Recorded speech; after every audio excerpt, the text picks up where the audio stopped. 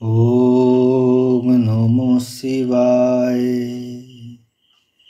নমস্কার বন্ধুরা, আশা করি সকলেই ভালো আছেন, সুস্থ আছেন।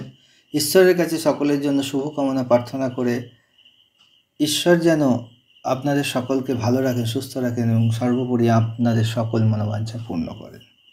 আমার এই মিস্টার কৈরি চ্যানেলে আপনাদের সকলকে আন্তরিকভাবে স্বাগতম। আমার এই চ্যানেলটিতে নিয়মিত জ্যোতিষ সম্পর্কে এবং আধ্যাত্মিকমূলক প্রেরণাদায়ক ভিডিওগুলো নিয়মিত পেতে চ্যানেলটিকে সাবস্ক্রাইব করুন, সঙ্গে বেল আইকনটাকে প্রেস করতে ভুলবেন না। আর বেশি বেশি করে শেয়ার করে অন্যকে ভিডিওটির গুরুত্ব সম্বন্ধে জানাতে সাহায্য করুন, যাতে প্রত্যেকে আমার এই ভিডিওর মাধ্যমে যৎসামান্য হলেও আপনার মাধ্যম দিয়ে তাদের জীবনের কিছুটা হলেও পরিবর্তন করতে পারে।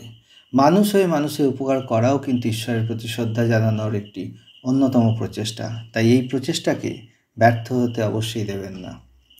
আজকের ভিডিওটির মাধ্যম দিয়ে বুধের গমনের কারণে কোন রাশির জাতকদের উত্থান পতন হতে পারে তা জেনে নেব। বুধের গোচরে কোন রাশির জন্য বুধ গ্রহ 7ই ফেব্রুয়ারি থেকে 22শে ফেব্রুয়ারি পর্যন্ত সমস্যা তৈরি করতে পারে, অথবা বুধের গোচরে কোন রাশির জাতকদের জন্য খুব শুভ ফল দেবে সেটা জানবো এই ভিডিওটির মাধ্যমে। বিশেষ করে আপনার রাশি বা লগ্ন কীরূপ প্রতিক্রিয়া হতে পারে সেইটা জানবো এই ভিডিওটির মাধ্যম দিয়ে, এবং তার জন্য কী কী সতর্কবার্তা থাকবে, কী কী সতর্কতা নিয়ে চলতে হবে সেগুলো অবশ্যই জানাবো। তাহলে চলুন শুরু করা যাক ভিডিওটি। জ্যোতিষ মতে আগামী মঙ্গলবার 7ই ফেব্রুয়ারি 2023 ধনুরাশি ছেড়ে বুধ গ্রহ মকর রাশিতে প্রবেশ করেছে। রবি ইতিমধ্যেই মকর রাশিতে বিরাজমান। এমন পরিস্থিতিতে বুধাদিত্য নামে একটি রাজযোগও এই রাশিতে রবি ও বুধের সংমিশ্রণে তৈরি হয়েছে। বৈদিক জ্যোতিষশাস্ত্র অনুসারে মিথুন ও কন্যা রাশির অধিপতি বুধ হল বুদ্ধিমত্তা ও বক্তৃতার কারক গ্রহ। মকর রাশিতে বুধের গমনের কারণে এটি 12টি রাশির ওপর প্রভাব ফেলবে।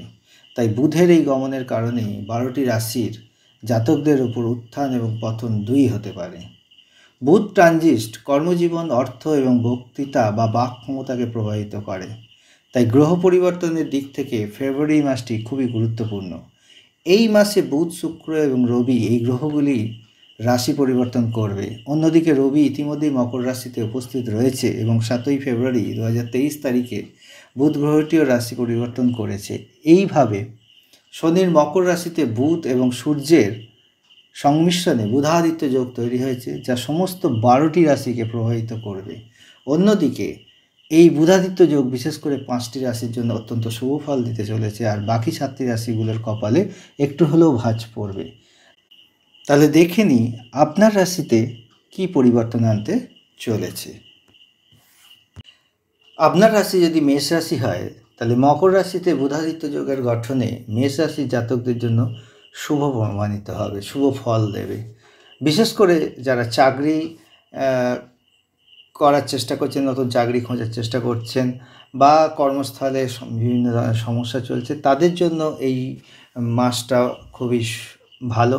নতুন চাকরির পাতে পারেন বা কর্মে পদোন্নতি হওয়ার সুযোগ থাকতে পারে।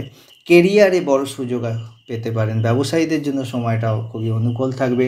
নতুন বাড়ি বা গাড়ি কেনার জন্য যারা প্ল্যান করছেন তাদের জন্য এটা একদমই উপযুক্ত সময়।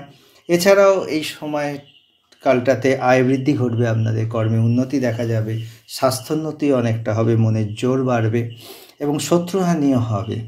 সেই হিসাবে আপনাদের সময়টা মোটামুটি ভালোই যাবে।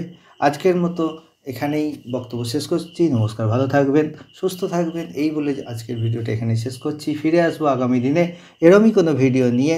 আজকের মতো বিদায়, ধন্যবাদ। হর হর মহাদেব, জয় শ্রীকৃষ্ণের জয়, রাধে রাধে।